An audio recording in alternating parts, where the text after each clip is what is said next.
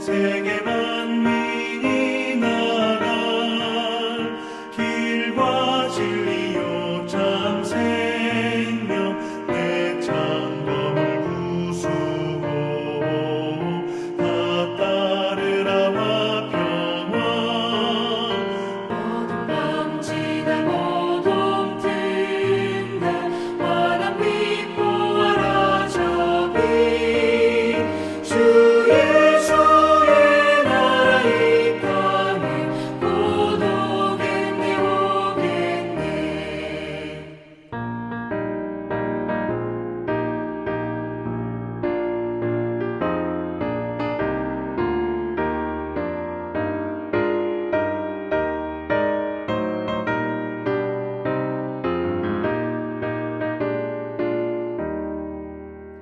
놀라운 이 소식 알리어라 세계 만민을 구하려 내 주 예수를 보내신 참 사랑의 하나님 만 백성이 따를 길 어둠 밤 지나고 동튼다 환한 빛 보아라 저 빛 주 예수의 나라 이 땅에 곧 오겠네 오겠네.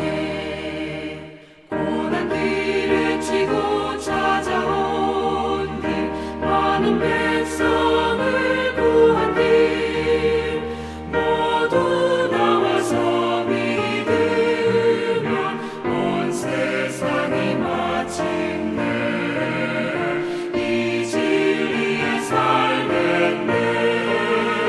어둠 밤 지나고 동튼다 환한 빛 보아라 저 빛 주 예수의 나라 이 땅에 곧 오겠네 오겠네.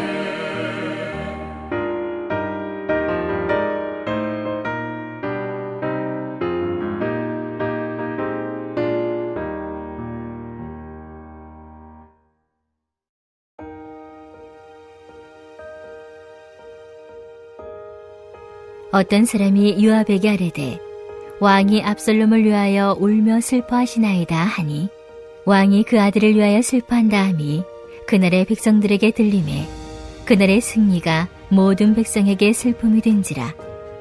그날의 백성들이 싸움에 쫓겨 복구로 도망함같이 가만히 성읍으로 들어가니라. 왕이 그의 얼굴을 가리고 큰 소리로 부르되 내 아들 압살롬아 압살롬아 내 아들아 내 아들아 하니 요압이 집에 들어가서 왕께 말씀드리되 왕께서 오늘 왕의 생명과 왕의 자녀의 생명과 처첩과 비빈들의 생명을 구원한 모든 부하들의 얼굴을 부끄럽게 하시니 이는 왕께서 미워하는 자는 사랑하시며 사랑하는 자는 미워하시고 오늘 지휘관들과 부하들을 멸시하심을 나타내심이라. 오늘 내가 깨달으니 만일 압살롬이 살고 오늘 우리가 다 죽었다면 왕이 마땅히 여기실 뻔하였나이다. 이제 곧 일어나 나가 왕의 부하들의 마음을 위로하여 말씀하옵소서. 내가 여호와를 두고 맹세하옵나니 왕이 만일 나가지 아니하시면 오늘 밤에 한 사람도 왕과 함께 머물지 아니할지라. 그리하면 그 화가 왕이 젊었을 때부터 지금까지 당하신 모든 화보다 더욱 심하리이다 하니 왕이 일어나 성문에 앉음에 어떤 사람이 모든 백성에게 말하되 왕이 문에 앉아 계신다 하니 모든 백성이 왕 앞으로 나아오니라. 오늘도 예배드리는 심령마다 하나님의 놀라운 사랑과 은혜가 충만하기를 축원합니다. 여러분, 사람마다 맡겨진 다양한 지위가 있고 그 지위에 따른 역할들이 있습니다. 그러나 때론 그 역할들이 동시에 요구될 때 우리는 갈등에 빠지기도 합니다. 예를 들어 한 가정의 부모로서 자녀와 함께 시간을 보내기로 약속했지만 직장에서 급한 업무로 인해 출근을 해야 할 수도 있습니다. 여러분, 이런 일을 우리가 마주할 때 어떻게 나아가야 할까요? 말씀을 통해 우리에게 주어진 역할들을 지혜롭게 분별하며 온전히 감당하는 은혜의 시간 되기를 소망합니다. 어제까지의 말씀에서 다윗에게 반역을 일으킨 압살롬은 패하고 결국 죽고 말았습니다. 반란군의 수장이 죽었기 때문에 큰 문제는 해결된 것처럼 보이지만 그리 간단한 문제가 아니었습니다. 그 반란군의 수장이 바로 자기 아들이었기 때문이죠. 국가적인 큰 문제는 해결된 것처럼 보이지만 아들의 죽음으로 인한 이 아버지의 상처는, 그 마음은 말로 할 수 없을 것입니다. 여러분, 참으로 어렵고 난감한 상황입니다. 지금 다윗은 아버지의 모습과 동시에 한 국가의 수장의 자리에 있는 것입니다. 중요한 두 역할이 충돌되고 있습니다. 여러분, 우리가 살아갈 때나 주님의 일을 감당할 때 이 경계선을 분별하는 것이 참 쉽지 않은 것 같습니다. 그래서 영적 리더의 자리가 더 힘든 것이기도 합니다. 그렇다면 이와 같이 우리에게 있는 역할들이 충돌되고 갈등이 일어날 때 우리에게 필요한 시각은 무엇일까요? 바로 하나님 나라의 관점입니다. 하나님의 관점으로 우리의 직분과 사건을 바라보아야 하는 것입니다. 지금 나에게 원하시는 하나님의 뜻을 분별하는 것입니다. 그러나 오늘 말씀의 다윗은 하나님 나라의 왕으로서의 공적인 직무의 위치보다 아버지로서의 사적인 감정에 더 치우쳐져 있습니다. 그래서 1절과 2절을 보면 다윗이 압살롬의 죽음을 슬퍼하고 있다는 소문이 퍼지고 있습니다. 그리고 이 소문은 왕궁을 넘어서 전장까지 알려질 정도로 모든 백성에게 전해지게 되었습니다. 여러분, 자녀를 잃은 이 다윗의 비통한 마음이 충분히 이해가 됩니다. 벌써 세 번째로 아들을 잃었기 때문이죠. 아들을 잃은 이 아버지의 슬픔은 너무나도 당연한 것이고 그것을 대신할 위로도 없을 것입니다. 그러나 다윗은 한 가정의 아버지인 동시에 하나님의 백성을 섬기는 왕의 자리에 서 있습니다. 그러나 백성 앞에서의 공적인 왕의 모습은 사라지고 슬픔당한 아버지의 모습만을 보이고 있습니다. 그리고 다윗의 이런 모습이 백성에게까지 전달이 되었습니다. 2절에 보면 왕이 그 아들을 위하여 슬퍼한다 함이 그날의 백성들에게 들리매 그 나라의 승리가 모든 백성에게 슬픔이 된지라. 지금 다윗의 슬픔이 공명이 되어서 모든 백성들에게 슬픔이 되고 말았습니다. 더욱이 3절을 보면 목숨을 걸고 승리한 군인들이 마치 패전한 군인들처럼 부끄러워하며 조용히 성읍으로 귀환하였습니다.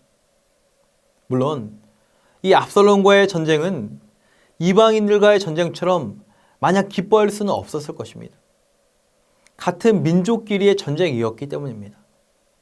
그럼에도 다윗은 왕으로서 목숨을 걸고 전쟁하고 돌아온 이 군인들을 환영하고 그들을 위로해야 했습니다. 다윗은 한 가정의 아버지만이 아니라 나라의 왕으로서 개인의 감정을 절제하고 공의를 세우는 모습을 보여주어야 했던 것입니다. 여러분, 농구 대통령으로 유명한 허재 선수를 잘 알고 계실 것입니다. 허재 선수가 은퇴 후에 전주 KCC 팀의 농구팀 감독으로 있었습니다. 흥미로웠던 점은 그의 아들인 허웅도 농구 선수가 되었는데요. 원주 동부팀의 선수로 동시에 활약한 적이 있었습니다. 때문에 전주 KCC와 원주 동부 경기가 있는 날이면 매스컴에서는 이 두 부자 간의 대결을 흥미롭게 조명하기도 했습니다. 아버지 허재는 한 구단의 감독으로 있었고 아들인 허웅은 상대편의 선수로 있었기 때문입니다. 여러분, 이때 아버지 허재가 누구를 응원해야 할까요? 당연히 자신이 감독으로 있는 KCC를 응원해야 할 것입니다. 그것이 그의 공적 직무였기 때문입니다. 만약 상대편에 있던 아들이 골을 넣으며 좋은 플레이를 펼칠 때마다 허재가 환호하고 기뻐하며 박수를 쳤다면 여러분, 아마도 큰 문제가 있었을 것입니다. 경기를 마치고 개인적으로 아버지로서 아들을 칭찬하고 격려를 해줄 수도 있고 그것이 필요하고 중요합니다. 그러나 경기장 안에서는 자신의 팀을 위해 사적인 감정을 내려놓고 감독으로 공적 직무를 감당해야 하는 것입니다. 다윗도 마찬가지입니다. 아들을 잃은 것으로 슬퍼할 수밖에 없고 슬퍼해야 합니다. 그러나 왕으로서의 공적 직무를 감당해야 하는 것입니다. 그러나 지금 다윗은 아들을 잃은 큰 슬픔 때문에 공적 직무인 국가의 왕의 직무를 감당해내지 못하고 있습니다. 이로 인해 모든 백성에게까지 슬픔이 임하게 되었다라고 성경은 부연해서 설명하고 있는 것입니다. 여러분, 하나님의 구원 방식을 통해서도 우리는 명확하게 알 수 있습니다. 하나님께서 온 인류의 죄를 사하시고 구원을 베푸시기 위해 하나뿐인 독생자 예수님을 우리에게 보내셨습니다. 예수님께서도 십자가 고난을 앞두고서 이 잔을 피할 수 있는 방법이 없는지 아버지께 간구하셨지만 하나님은 끝내 모든 사람의 영혼을 구원하시기 위해 아들의 생명값을 대신 지불하셨습니다. 이것이 하나님의 공의에 합당한 이치이기 때문입니다. 그러나 이 땅의 많은 권세자들은 사적 욕망을 채우기 위해 공의를 훼손하는 경우가 허다합니다. 자기의 이익을 위해 공과 사를 구별하지 못하고 탈세를 저지르며 불법으로 재산을 증여하기도 합니다. 그러나 우리 예수님은 하나님의 공의를 세우시고 하나님의 사랑으로 죄인들을 구원하시기 위해 기꺼이 스스로 죽음의 자리까지 내려가셨습니다. 바라기는 저와 여러분 안에 예수님의 모습이 있기를 간절히 소망합니다. 하나님의 공의와 그 사랑을 이루시기 위해 십자가를 지신 예수님처럼 우리도 우리의 개인의 감정과 이익을 내려놓고 하나님의 뜻을 준행하는 참된 그리스도인이 되시기를 간절히 축원합니다. 계속 본문을 보면 다윗은 여전히 압살롬의 죽음으로 슬퍼하고 있습니다. 4절을 보면 압살롬의 이름을 목 놓아 부르짖고 있습니다. 이에 요압이 성읍으로 돌아왔을 때 이런 다윗의 모습을 참지 못해 다윗에게 가서 항의하고 있습니다. 압살롬의 죽음을 슬퍼하는 것은 왕과 그 가족의 생명을 구원한 이 부하들을 부끄럽게 하는 것이라고 그에게 직언합니다.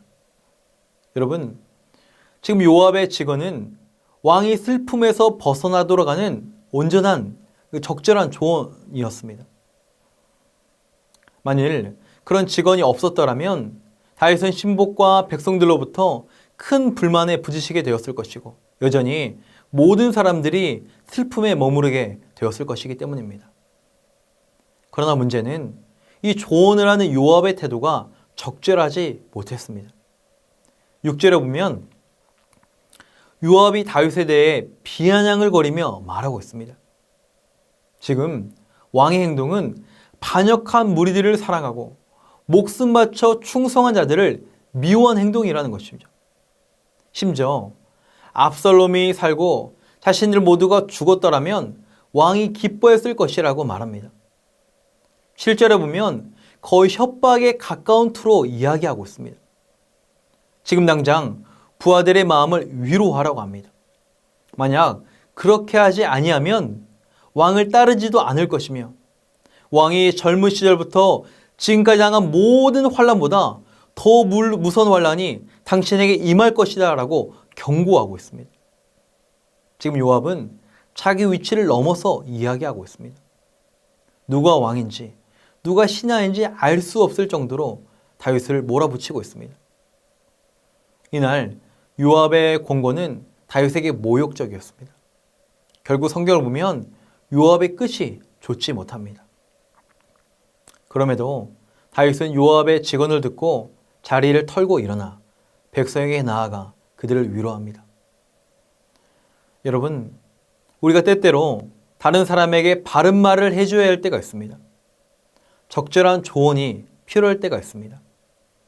그러나 잘못된 행위를 지적해 줄 때에는 사랑하는 마음으로 온유하게 권면해야 합니다.